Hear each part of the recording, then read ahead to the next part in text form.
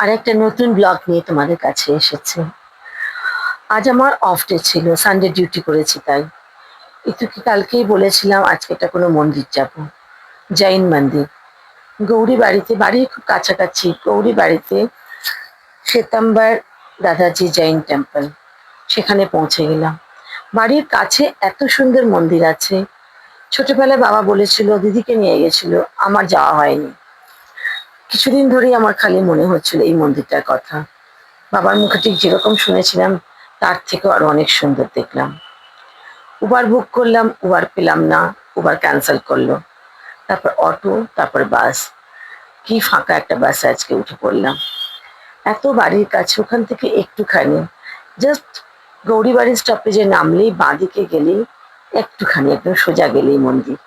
এরকম একটা জায়গায়, লোকালিটির মধ্যে, রেসিডেন্সিয়াল লোকালিটির মধ্যে এইরকম একটা সুন্দর মন্দির, এত বড় প্রপার্টি, সত্যি ভাবা যায় না। কি সুন্দর, এত পরিষ্কার, কি অপূর্ব কাজ।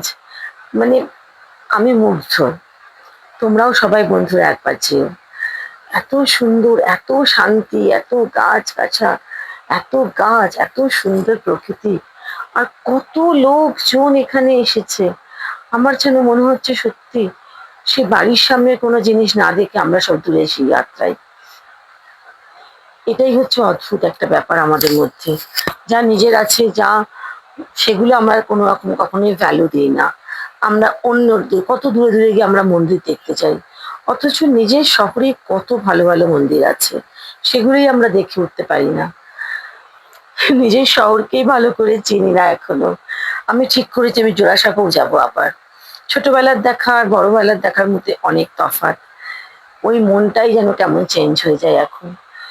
এই যে এই পুকুরটা দেখছো, পুকুর না, একটা ওয়াটার বডি, এত মাছ, আর কি অদ্ভুত পরিষ্কার। কত লোক আসছে কিন্তু কেউ এখানে নোংরা করছে না। অথচ আমাদের মন্দিরগুলো কত নোংরা আমরা করি। এখানে এটা ফেলছি, এখানে নাই করে ফুল, এখানে ধূপ, এখানে কিন্তু এই সমস্ত আড়ম্বর কিচ্ছু নেই। মন্দিরের ভেতরে ঠাকুরের সামনে আপনাকে ছবি তুলতে দেওয়া হবে না। বাইরেটা এত সুন্দর, সবাই এসে বসছে, নিজেদের মতন করে রয়েছে, সন্ধ্যা আরতি দেখবে বলে বসে আছে। একটা অদ্ভুত চরম শান্তি এখানে। আমরা অনেকক্ষণ ধরে ছিলাম আজকে, আমি আর ঋতু। ও বলছিল যে সত্যি এই মন্দিরটা অনেক সুন্দর, তুমি খুব ভালো জায়গা আমাকে আজকে নিয়ে এসেছো। আমারও খুব মনটা শান্তি লাগছিল আজকে এখানে গিয়ে। দারুণ করেছি আজকে। আজকে ছুটির দিনটা দারুণ কাটলো। অসম্ভব সুন্দর একটা জায়গায় আজকে আমরা দিন কাটালাম। খুব ভালো ডিসিশন নিয়েছিলাম। আমাদের কথা ছিল কফি হাউস যাব কলেজ স্ট্রিট, আর তা না হলে মন্দির। তো মন্দিরেই চলে এলাম।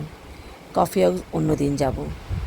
শহরের মধ্যে এত সুন্দর জায়গা, দেখো মনে হচ্ছে কোনো বাইরে কোথাও চলে এসেছে। আমি ভাবতেই পারছি না গৌরী বাড়ির ওখানে এত কনজাস্টেড জায়গা, বাট এই রাস্তাটা কি সুন্দর। মন্দিরের চারপাশে বাইরে যে কি সুন্দর করে সমস্ত করা আছে। তোমরা সব বন্ধুরা একবার যেও। একদমই কাছে কলকাতার মধ্যে এরকম জৈন মন্দির আরও অনেক আছে। আমি আরও নিশ্চয়ই যাব, বাট এটা দেখে আমি মুগ্ধ। আমি আর ঋতু খুব খুশি হয়ে গেছি। ভাবতে পারো বাসে করে তামিলনাড়ু থেকে লোকজন আসছে।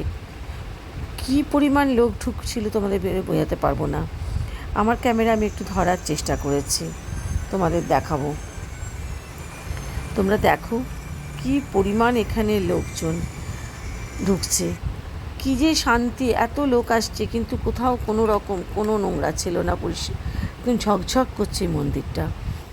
আমি জানি না আমাদের মন্দিরে কেন আমরা এত ঝকঝকে রাখতে পারি না, এত জল কাদা থাকে, পা পিছলে পিছলে যায়। পুরীতে দেখলাম জগন্নাথ মন্দিরে এত জল কাদা, পুরো পা পিছলে যায়, স্লিপারি, পড়ে যাওয়ার ভয় থাকে। দক্ষিণেশ্বরেও আমি তাই দেখেছি।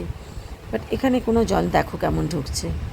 বিশাল বাস এসে দাঁড়িয়েছে সেখান থেকে। এইরকম হচ্ছে প্রত্যেকটা দুটো দেয়ালে এরকমভাবে। দেখো কি সুন্দর করে প্রত্যেকটা লেখা জৈনদের। অনেক ভালো করে আরও একটু সময় নিয়ে যাওয়া উচিত ছিল। আরতিটা দেখতে পেলাম না, পরের দিনকে আমি আরতি দেখব, সেরকমভাবেই যাব। আজ এখানেই শেষ করলাম। তোমরাও একবার ঘুরে এসো এই মন্দিরটাতে।